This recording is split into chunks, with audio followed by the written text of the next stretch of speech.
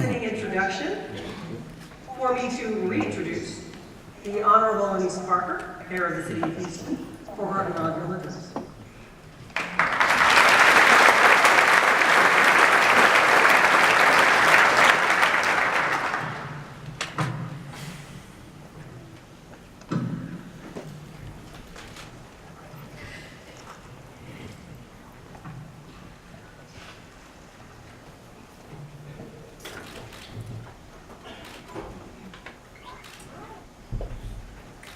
I love this city.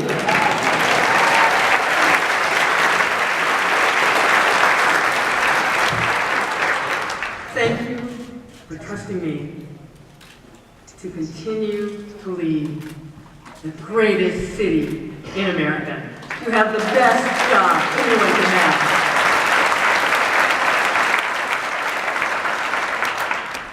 To serve you is my greatest honor. I remain excited to go to work each and every day. And council members, that song was a hint. We're not slowing down. I congratulate the city controller. I congratulate our new city council members. I know personally the duties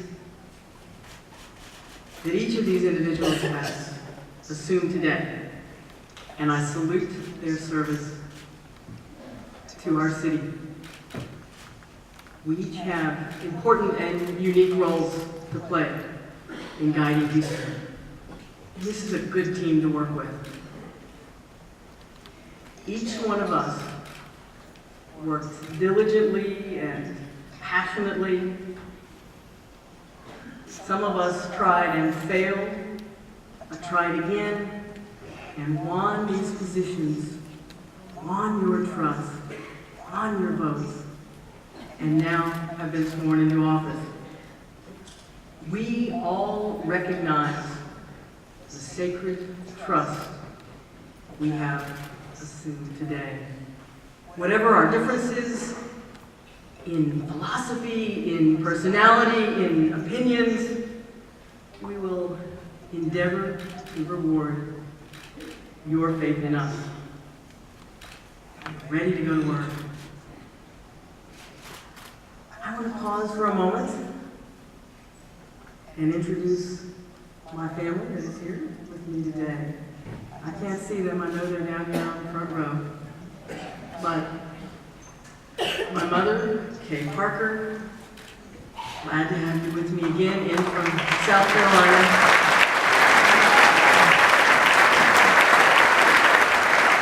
She is a Houstonian born and bred, but she has chosen to live in the Carolinas now, and hopefully we'll get her back someday. My sister Allison Strang, in from Georgia.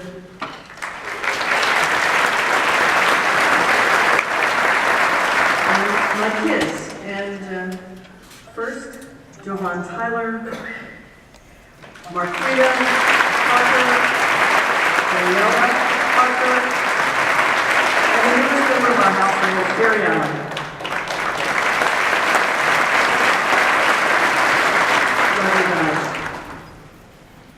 Daniela is joined by her family, William White, Caden, Tay-Tay. We have the extended Hubbard family here as well. Kathy's sister Sue Caleb, who is now a Houstonian. My sister Eileen and my husband Stan Novak.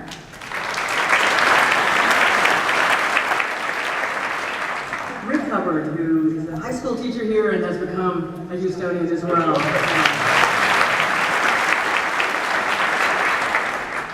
And Kathy's parents, Dick and Jeannie Hubbard, in from Buffalo, New York.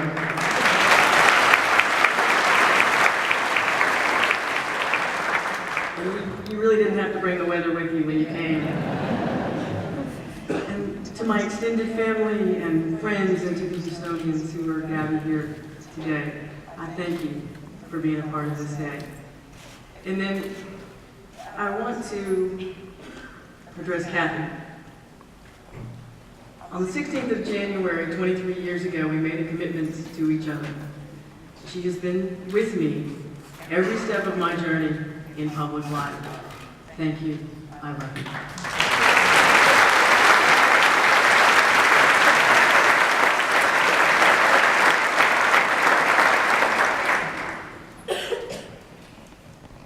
We are here today to affirm a contract with each other.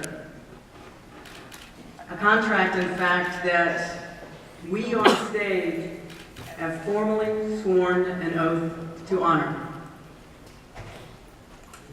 A contract among each other and a contract with you.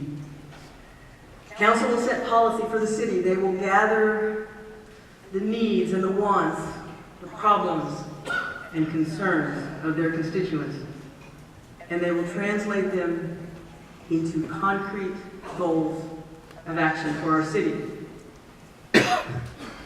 They'll work hard in constituent service.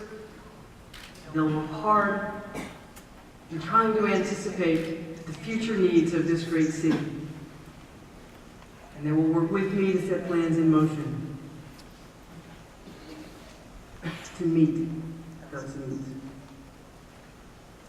As mayor, I'm the public face of the city.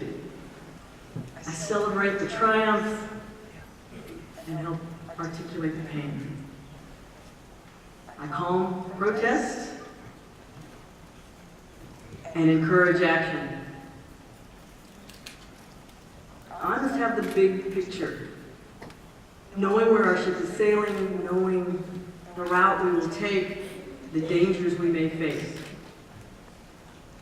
I must be able to convey these to the dedicated men and women who make our city run, and to you, the Houstonians who depend upon our work. I have to do this so that together, always together, we can defeat the dangers as they come. But the details matter, as well as the big picture, and the execution of all of our plans depends on the nearly 21,000 men and women of our city workforce. Men and women who perform the complex choreography as a big city in motion. All cities have challenges. Sometimes we fail. But we wouldn't be America's 4th largest city unless day in and day out, our city team got the job done, sometimes under great difficulties and real danger. So I ask your salute to the city workforce.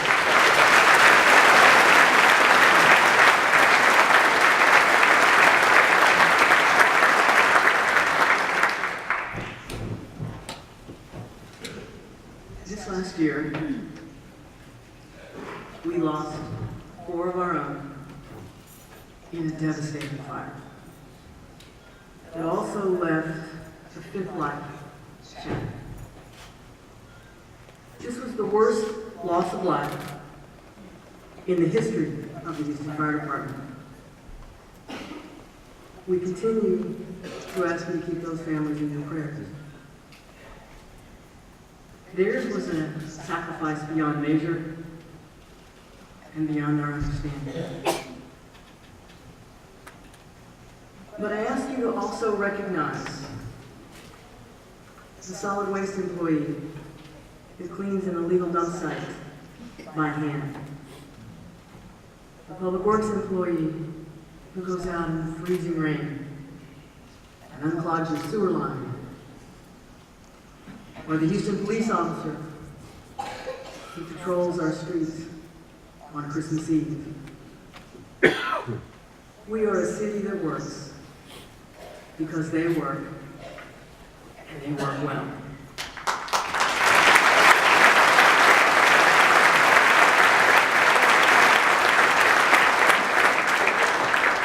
To quote William Shakespeare, what is the city of the people?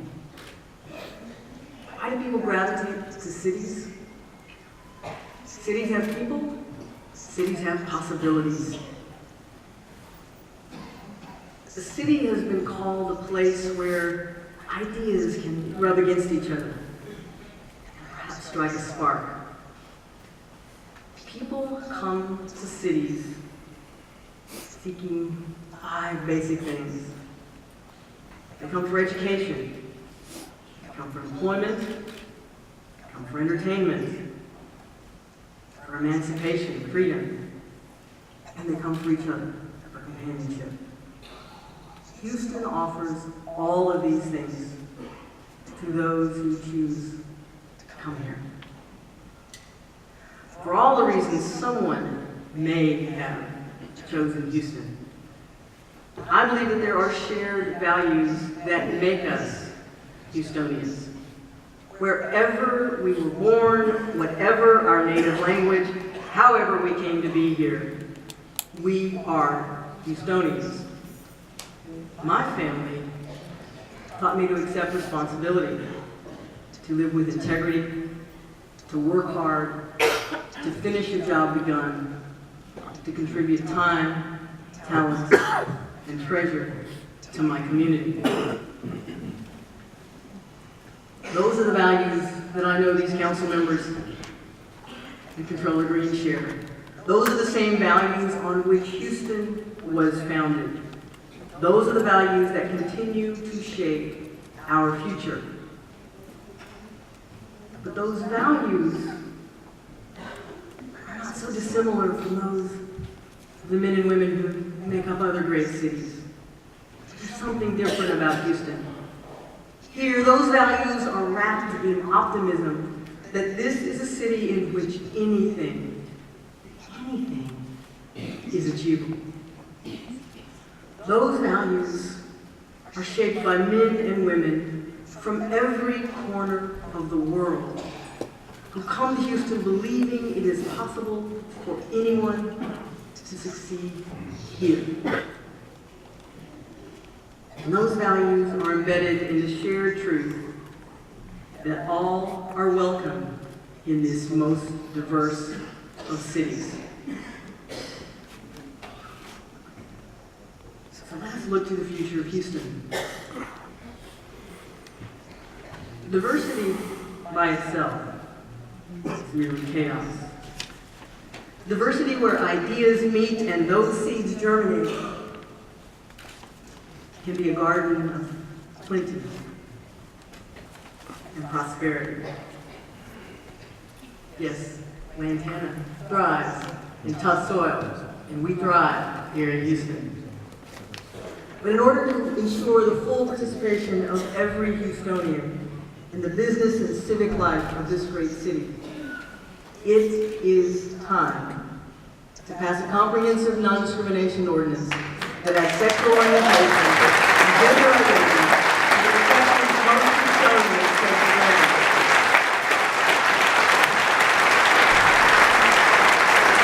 It is time, and we will do this. Houston is a city in motion, an international city of energy and dreams. The dreams fueled by hard work and always firmly grounded in common sense. A city where grand ideas take hold if they relate to the basic competencies of the city. We like to do big things together. We can always figure out a way to get it done. From creating America's largest exporting port, where once was only a muddy stream, to putting a human being on the moon, to opening our arms to embrace the Katrina evacuees, to being the largest resettlement area for refugees in America. It has always been about doing big things, important things. To protect the vast economic engine that sustains us, it is time for this region to come together and take concrete steps to create some protections for our coastal communities.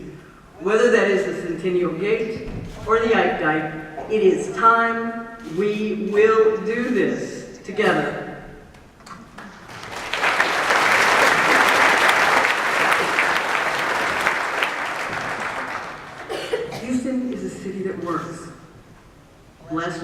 booming economy. Of the 100 largest world economies, the Houston metro area is number 32. Now, we have a higher GDP than the state of Georgia or the state of Massachusetts, just here in the greater Houston area. But not everyone benefits from the blessings of that strong economy. 2 years ago, I announced that we would tackle homelessness in ways we've never done before. Mr. Asmus? Our success has been such that today I say it is time for us to eliminate chronic homelessness in Houston.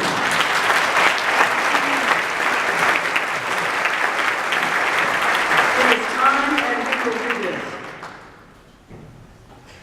Houston's a city that invests in itself. Invests in itself so that business can flourish. Families can build their lives. You cast historic votes, important votes, and created the initiative to rebuild Houston. You've been patient as we have laid the foundation.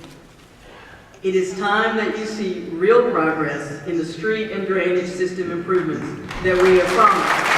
It is time that you will see them.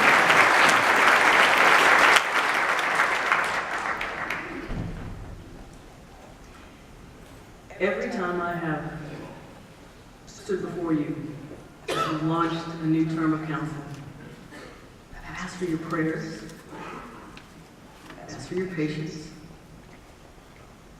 I've asked for your perseverance, your persistent commitment to our city. I ask that again. I ask that for all of us who serve you. Whether on the stage today or across the city.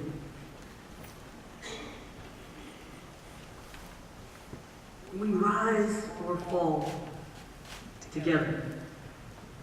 We succeed or fail together. There is no they. There's only us.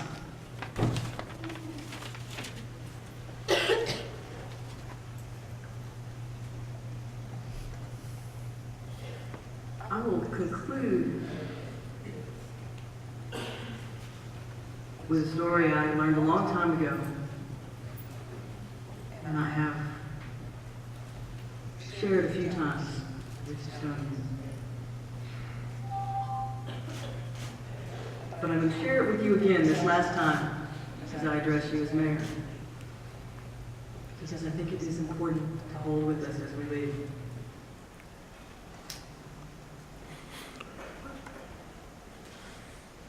Every city, every town, every village, every community has people of all kinds.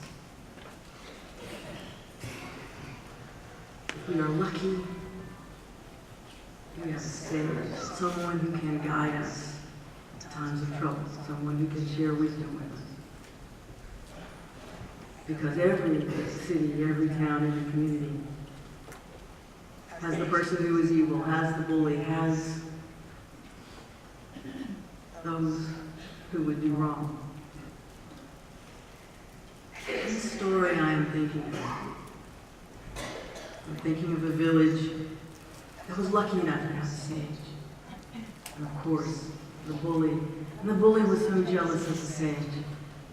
The bully decided to embarrass the sage in a very, very public way. So the bully came up to the sage one day in the town square. He said, I have a riddle for you. I want you to guess the answer to this riddle. The bully came to the sage, and the bully had cupped hands. And the bully said, I want you to tell me whether what I hold in my hands is alive or it is not alive. And the sage pondered, and I will tell you the answer while the sage was thinking about it. Because it was a trick, and in the bully's hands there was a butterfly. And the sage said, well, it is not alive. The bully would open his hand, and the butterfly would fly away. And the sage said, it is alive. The bully would just, without perception to others, press his hands together and crush the butterfly. So either way, the sage was going to be wrong. And the sage thought about it, and thought about it, and thought about it, and said, I cannot say whether what you hold in your hands is alive or it is not alive.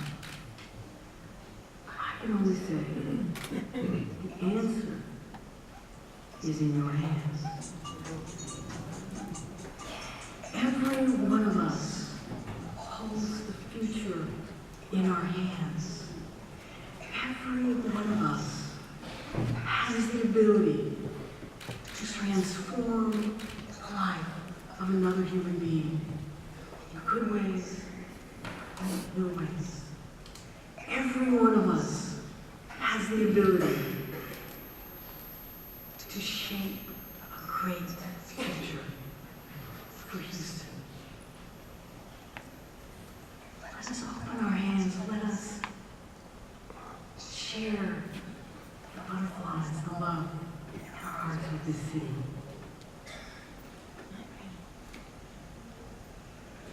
A great city imagines its own bright future and sets about to make it happen. Please join me. Join me today as we create the future of Houston.